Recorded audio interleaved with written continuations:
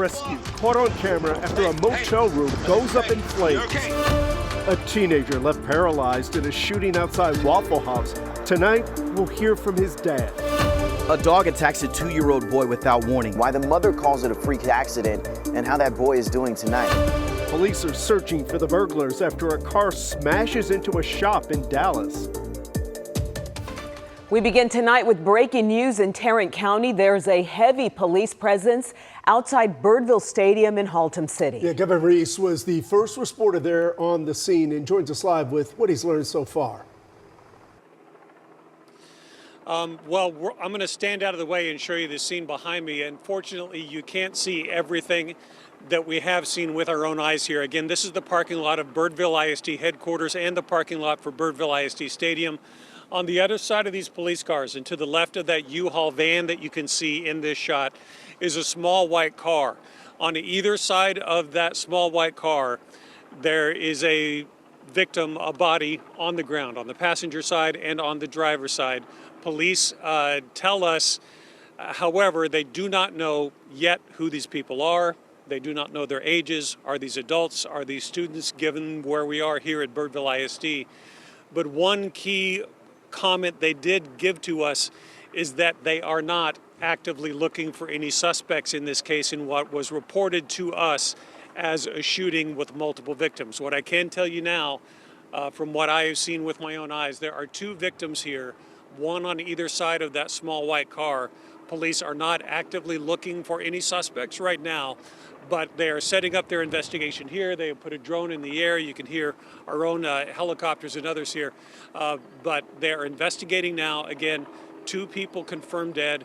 What happened here, who these people are, and why this happened, that is still under investigation. We do expect to hear from Haltom City Police Department in just a few minutes to give you more information. We'll be back with you live again when we do have more to share.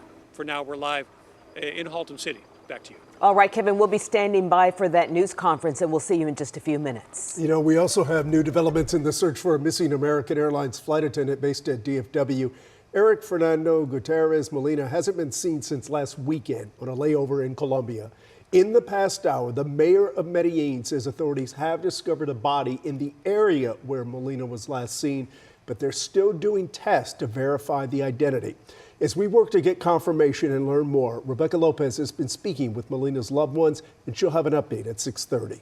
Now to Richardson, where police have 2 teenagers in custody tonight, accused of shooting another teenager in a restaurant parking lot. That young man has spent weeks in the hospital and is now paralyzed from the waist down. Tiffany Liu just spoke with his father, who described the moment he received the call. On a spring break night, the parking lot of a Waffle House in Richardson was filled with teens. But the evening ended with people running and ducking from gunshots. Get out. When the phone rings late at night, it's never good news. James Jackson says his son's best friend called. He told me that Seth had been shot. He and his wife rushed to the hospital where a doctor sat them down. He had a ruptured lung, ruptured aorta, fractured ribs, spinal cord had been shattered.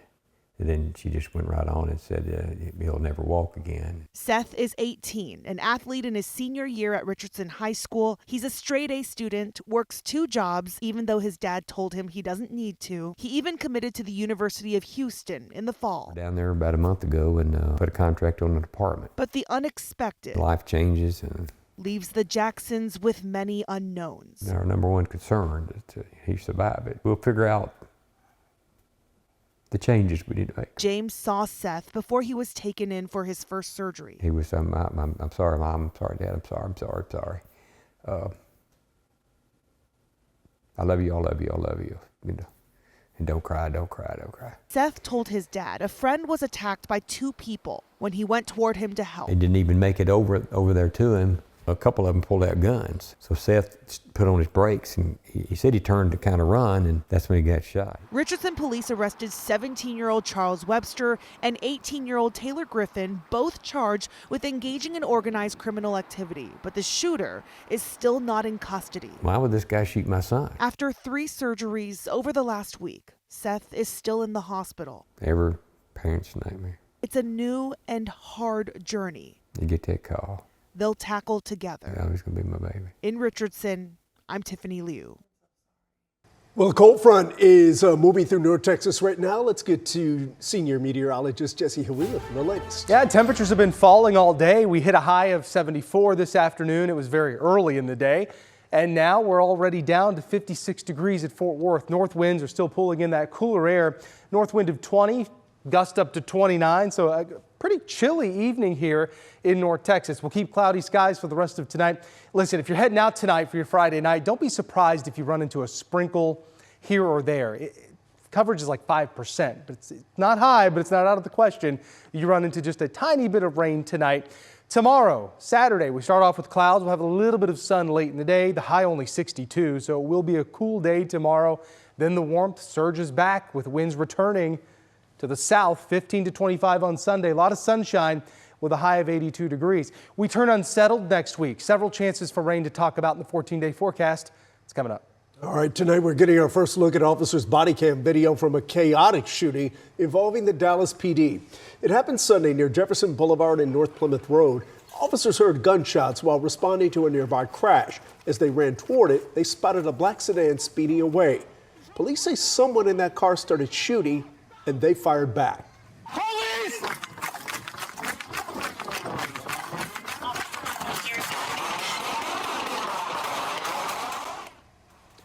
Despite all the shots, officers were not able to stop the car, and it was only later they learned the people in the car were shooting into the air.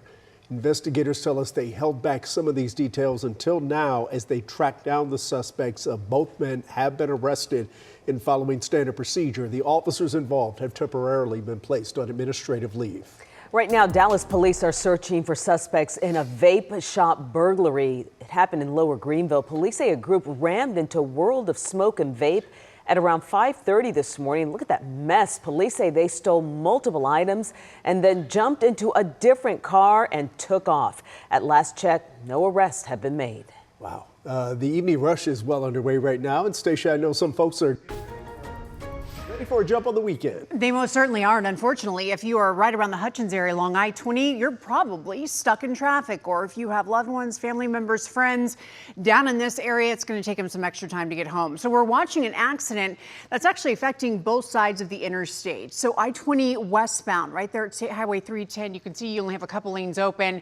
And just to the east of this location on the east side, you just have 2 lanes open as well. Hard to tell from this image, but that's what's going on there. Just looking at the rest of the Metroplex, we also have a major accident in Denton County. This is right along I-35E, affecting the southbound side at Lake Dallas Drive. Guys? All right. Thank you, Stacia. A family claims their relatives' homes were taken through fraudulent deeds, but a nonprofit at the center of those allegations is suing them tonight, seeking $1 million in damages. Senior investigative reporter Tanya Iser breaks down the legal fight. Arnold Young died more than 5 years ago, but his niece says he can't rest in peace with a bitter legal fight still unfolding over his estate and allegations of deed fraud. Oh, he would be absolutely angry, upset. His niece, Audrey Hogg, the executor of his estate, is now being sued. Unbelievable. How insane is this? I was stunned. The lawsuit filed by the nonprofit My Mutual Freedom, run by Belinda Tucker, demands a home on Magna Vista in Dallas be turned over and seeks up to $1 million in damages. What was your reaction when you read through this lawsuit? Infuriated, upset. WFA first told this family's story in 2021. He was just a hard-working man. Young, a retired Dallas school teacher, died of cancer, leaving what his family believed was a small real estate empire. He told me if something ever happened to him, he wanted his family to be okay. But after his death, the family found county records transferring 8 homes in Dallas to My Mutual Freedom. The notary on those deeds? Belinda Tucker. Tucker and her attorney did not respond to a request for comment. But in 2021, she read a prepared statement. It must be explicitly understood that there is no deed fraud in my case. Tucker was indicted on 2 felony theft counts in 2022.